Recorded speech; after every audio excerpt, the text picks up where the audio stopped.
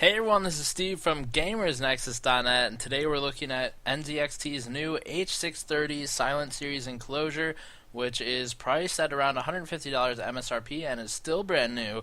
The H630 uses the same chassis, that's the underlying frame, as the Phantom 630, but has new paneling that aims to decrease noise emissions and mitigate operating volume without cutting too deeply into performance, in theory. As always, let's cover hard specs and then jump into my opinions and the issues I've encountered, and finally we'll talk a bit about benchmark performance against other similarly priced cases.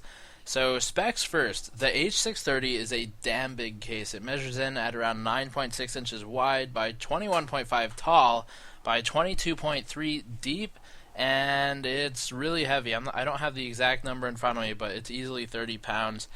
So very heavy case. Each of the individual panels, is also very heavy because not only is there a porous foam material in there to, in theory, absorb sound, but the steel is also extra thick because they're trying to block any sound from escaping through the actual metal. Other than that, the case is outfitted with a single 200mm intake fan and a single 140mm exhaust fan, and there isn't a fan controller on the H630, contrary to the previous two NZXT towers I reviewed, the 820 and the Phantom 820 and Phantom 630.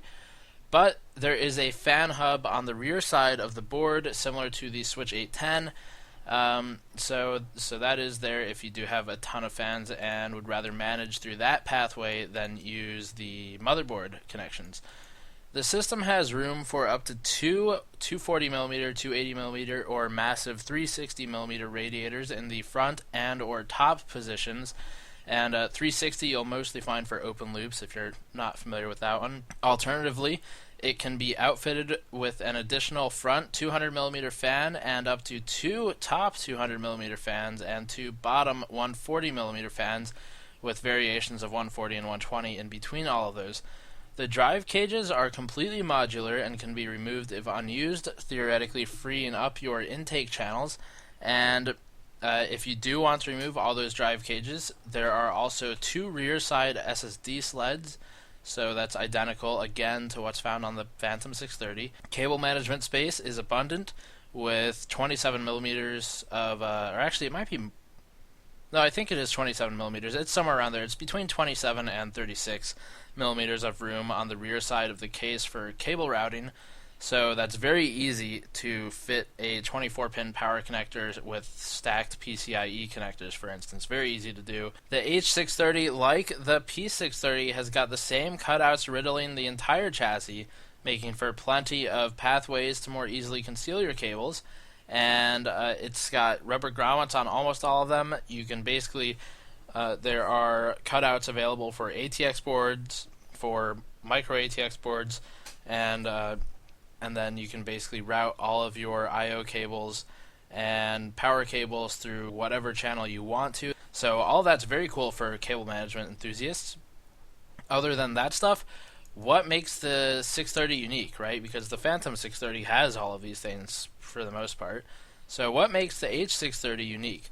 Well, first of all, it's got a foam-lined top and front and side panels, which I spoke about briefly, and that's really just the start of it. You won't find any large meshes or extra fan ports in the side panels in this case, and no large meshes in the top or front panels either, for that matter. Just a very a narrow intake slit for each of those, and exhaust obviously for the top. You can't really intake any air through there. The H630 uses very thick steel, as I've mentioned, and that's lined with porous sound damping foam, which theoretically mitigates sound emissions from your internals. And other than that, all the cracks in the paneling where the panels are either bent or angled is all caulked, so no sound can escape from that either. Let's talk about this foam. I talk about pretty extensively about sound damping and soundproofing techniques in the full review that's linked below,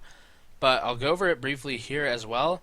In performance computing, there are a few different philosophies to soundproofing cases. You have redirection and reflection, sound blocking, and sound absorbing as sort of the main approaches, and these are all mixed together in in proper case designs as well. So NZXT uses sound absorption methods. Silverstone tends to favor sound redirection, and Fractal Design tends to favor sound blocking. Obviously, again, like I said, all of these are mixed together, but those are what they favor. Let's talk about each of those briefly. We first talked about sound redirection methods in Silverstone's RV04 that was demoed to us at CES, shown here, where they've angled the enclosure paneling and intake grills to be pointed backward and away from the user. This helps direct sound away from the user without removing the grills and intakes entirely, so there's still intake or exhaust or whatever you need, and the fans can still breathe, but the noise that's coming out of those fans is being bounced, the sound waves are physically being bounced backwards away from the user. You can still hear it, it's just not as bad, it's not directly towards your ears, and that is quite noticeable.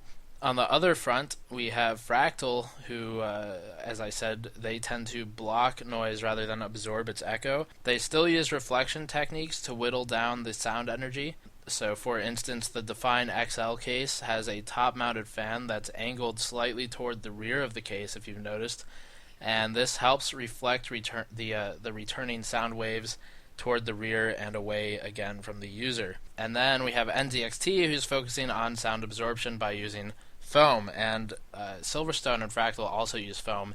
NZXT is just really emphasizing it much more. And there are two primary types of sound damping foam. There's porous and resonant. I won't go too into detail on resonant here, I do that in the article, but porous sound damping foam is what NZXT uses, and it has a microscopic-ish cell structure of pores, so when a sound wave hits the foam on the panel, part of the sound energy from that wave is converted into heat, which is generated by the friction between the wave and the cell structure, and then that part that's converted into heat is taking energy away from the actual sound wave, so it's decreasing the noise emission. And the remaining portion of the sound energy is reflected. This is pretty basic stuff, it's not specific to computers. It's reflected, and then the process repeats as the wave is diminished, bouncing between surfaces until it eventually leaves the case. And the goal here is to force the sound wave to travel as far as possible prior to exiting the case, and along the way it's diminishing its energy in two primary methods. One is simply by the actual bouncing process, and two is from the friction that's generating heat energy out of sound energy. So again, I describe all of this if it's interesting to you in the article, but I do keep it pretty top level. Speaking specifically to NZXT soundproofing, I was underwhelmed. It's not particularly quiet.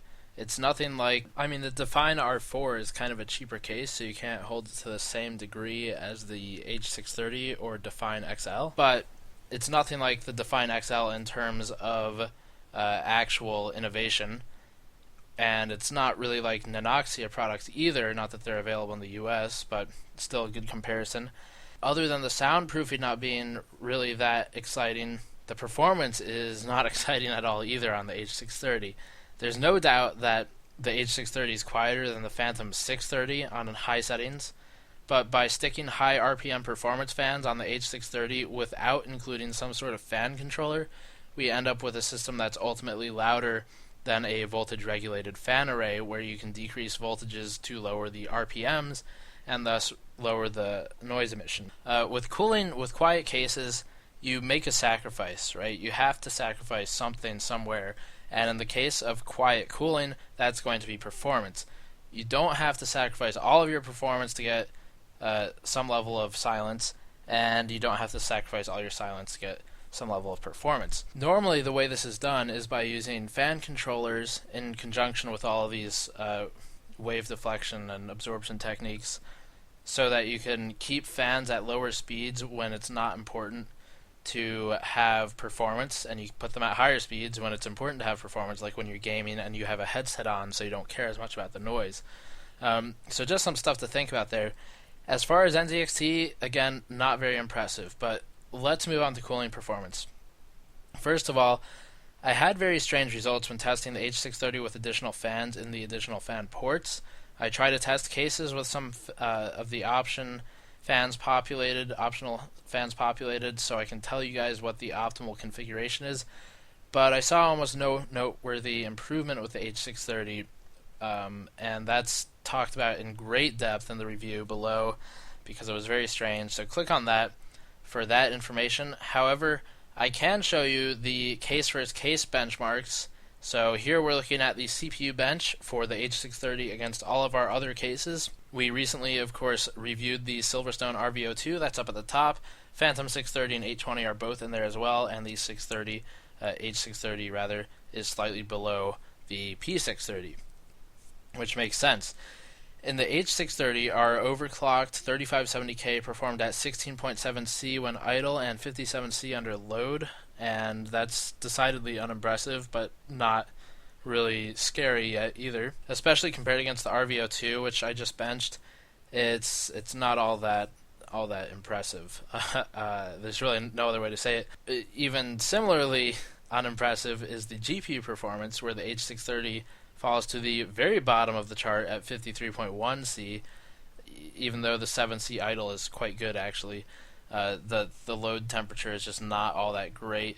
It's not like it's going to kill your GPU or anything. It's not that extreme. It's just not what you buy. You don't drop $150 and expect that. It's tough to recommend this case as a whole. There's always a trade-off between noise and performance, but the H630 fails to succeed in either aspect of its design.